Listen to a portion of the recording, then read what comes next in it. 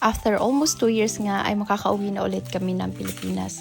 Hi everyone! Come with me as I pack our pasalubong for our family in the Philippines. So ang una nga namin ginagawa sa pagpapak ng pasalubong ay minimake sure namin na nakabubble wrap ng maayos yung mga babasagin kagaya nitong Nutella, Biscoff at iba pa.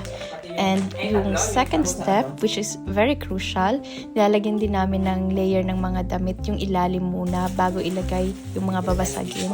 And sa gilid ng maleta, ilalagay namin yung mga boxes para may protective layer siya if ever man during the transit ay kung itatapon-tapon man yung maleta, at least safe sila at hindi aalog at hindi mababasag. Pagkatapos niyan ay isusunod ko na yung mga malalambot na items kagaya nitong Gummy Bear, yung Haribo na brand from Germany, Toffee, Hanuta, mga biscuit, chocolates.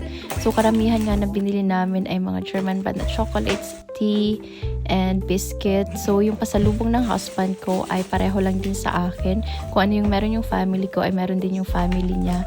May mga items lang na pinagkaiba, like may mga binili siyang mga items na regalo namin para sa mga ate niya. And after nga namin mag-ayos at magtimbang ng maleta, na-realize namin na may space pa yung maleta namin and pwede pa kami magdagdag ng chocolates. Kaya bumili ulit kami, and some of it ay para sa mga kaibigan namin. At siya, nagtatapos ang vlog namin. Hindi man ang grande pero bawat pasalubong ay may effort at pagmamahal.